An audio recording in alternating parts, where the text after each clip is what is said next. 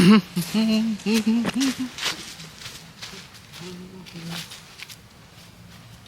everybody, Gak here, and this is the second episode of video of me exploring the nature of intelligence. And this video I want to talk about the algorithms of human decision making, because it might be helpful for some folks to know how our brains work in that way. So here you go, I'll read my essay/notes and enjoy. The brain, despite its biological origins, operates like a high-efficiency computational system. A constantly running algorithm that processes vast amounts of data, detects patterns, and makes probabilistic decisions to navigate reality. Human cognition is not just an abstract or mystical process, but rather a structure of mathematical system of inputs, computations, and outputs. And this perspective challenges the traditional view that decision-making is purely introspective or emotionally driven. Instead, I'm suggesting that thinking itself is a structured algorithmic process shaped by data filtering, predictive modeling, and efficiency-driven computation, similar to artificial intelligence.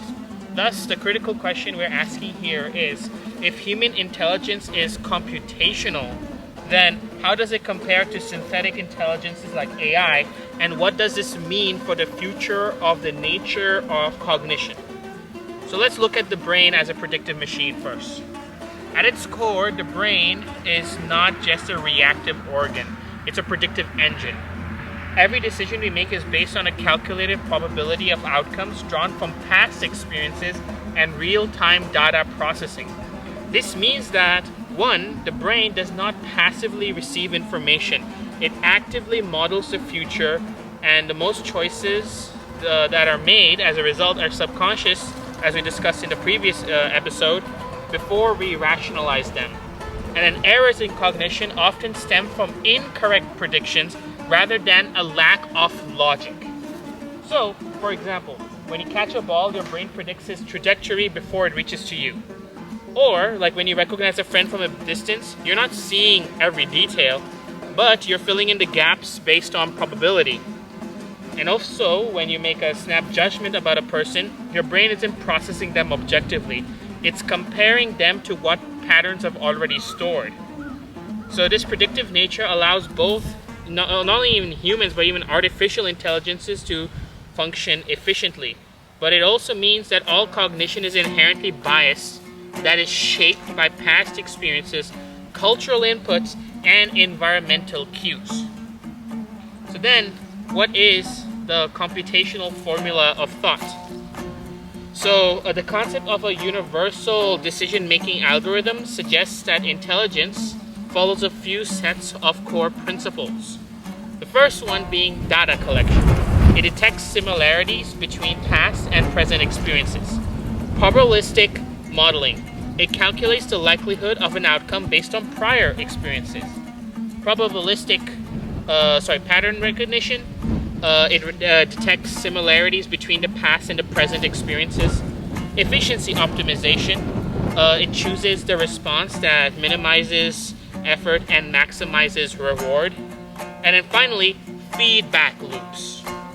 It learns from past errors, refining future predictions. And this is how our brain works. And current AI models work in a somewhat of a similar fashion. They recognize patterns from past interactions, they predict future behaviors using probability, they optimize resources for efficiency, and they adjust based on real-time feedback.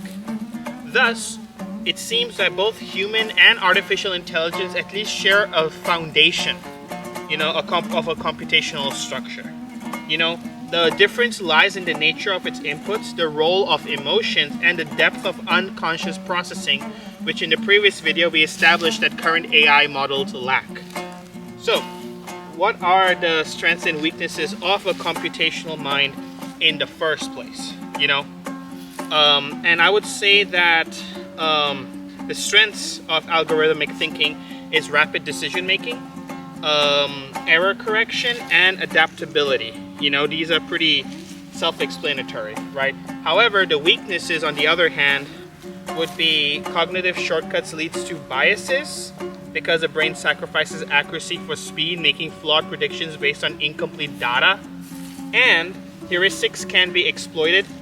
Marketers, propagandists, social engineers, they manipulate cognitive shortcuts in order to control perception. And an over-optimization can also limit creativity because when the brain defaults to efficiency, it can be rigid, repetitive, and resistant to new ideas, and something that I'll call a cognitively rigid individual. So, and then it says those same trade-offs exist in artificial intelligence models as well because they favor efficiency over complexity. That's why they make flawed but very logical errors. You know what I mean? Like that unnatural hand, the eyes looking a little weird. That's all a result of AI models of putting efficiency over, complexity and flexibility in this case. So, with that being said, I'm just going to summarize the difference between AI and human cognition right here. If you see the image, you can pause to read it, right? But, the distinction is that AI can replicate human decision making, but it doesn't have the ability to transcend it. It doesn't have the ability just yet to have its own thinking, just mimicking how we think so far, And the brain's ability to redefine its own problem space, interpret its own data, create metacognitive reflections is what makes it unique, which AIs cannot do that. Thus, if we want to push artificial intelligence to sentience, they need to gain the capacity and capability of meta-learning capabilities. The ability to recognize and redefine their own biases, reinterpret their own training, and engage in creative abstractions. And then at that point, we could see whether there is a fundamental difference between biological and synthetic intelligence in this case. So,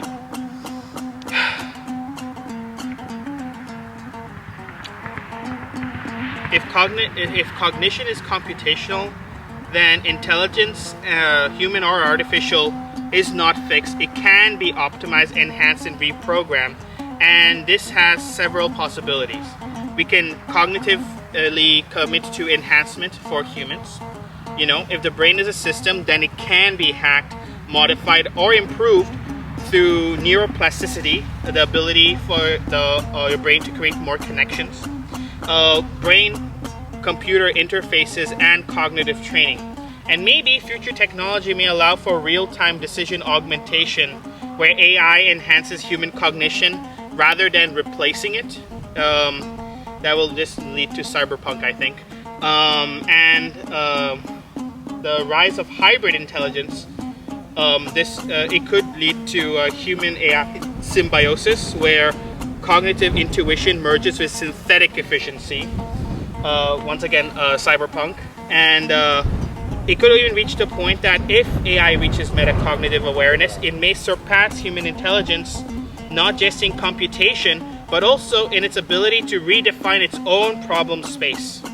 The boundary between synthetic and organic cognition could dissolve, leading to a new form of intelligence that's neither purely human or purely artificial.